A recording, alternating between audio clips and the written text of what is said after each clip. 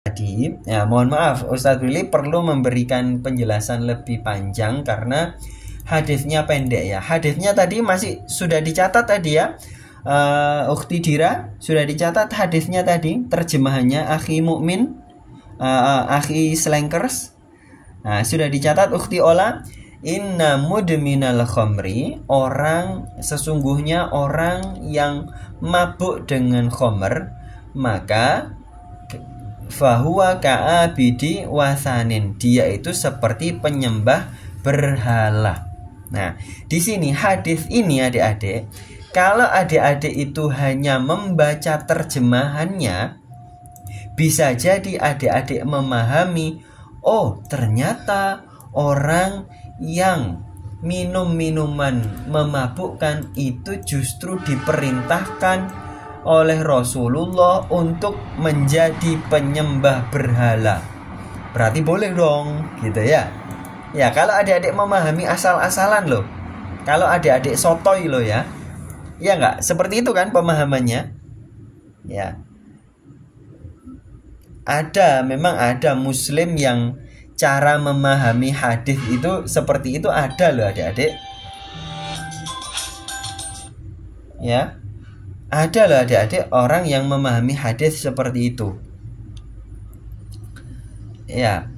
Jadi dibilangin sama kayak ini loh hadis yang pendek, idza lam tastahyi fasna ma syi'ta. Kalau kamu tidak punya malu, maka lakukan semaumu. Ya enggak?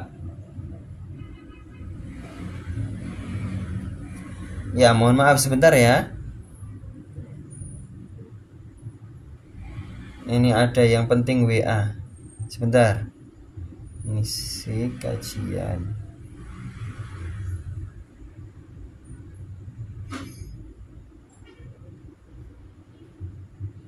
Sebentar ya. Mana tadi? Dan ya, tadinya mana?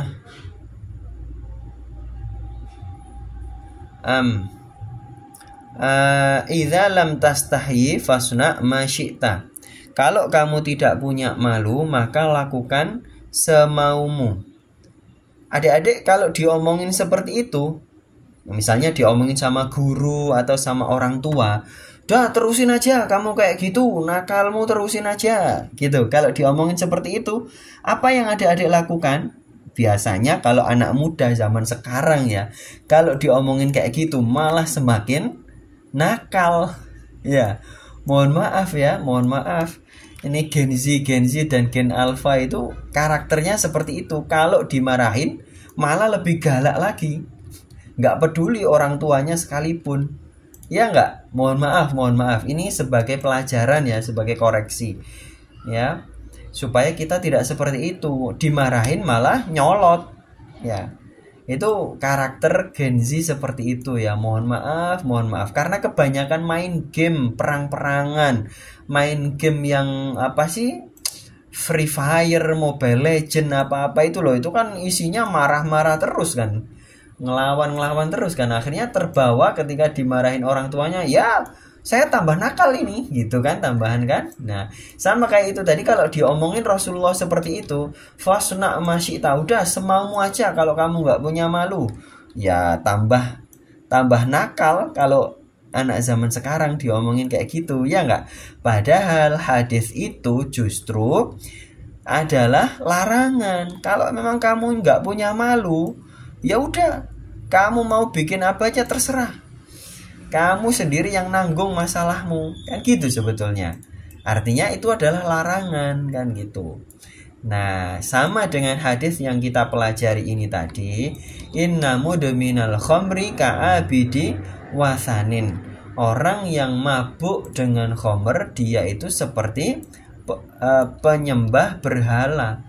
Hadis ini bukan berarti kita diperintah sama Rasulullah untuk kalau sudah terlanjur minum minuman keras, ya sudah sekalian aja nyembah berhala gitu. Ya, bukan seperti itu pemahamannya adik-adik ya. Justru itu adalah menunjukkan orang yang minum minuman keras itu sesungguhnya mirip dengan penyembah berhala, yaitu orang yang berbuat kesyirikan. Berarti dia itu tidak lagi bertuhan Allah pada saat minum minuman keras ya. Tidak lagi bertuhan Allah. Sehingga dosa minum minuman memabukkan itu mirip dengan dosa kesyirikan. Kalau tidak minta ampun sebelum meninggal bisa jadi ya, bisa jadi itu matinya adalah mati kafir, bisa jadi loh ya, sekali lagi kalau tidak mau bertaubat ya.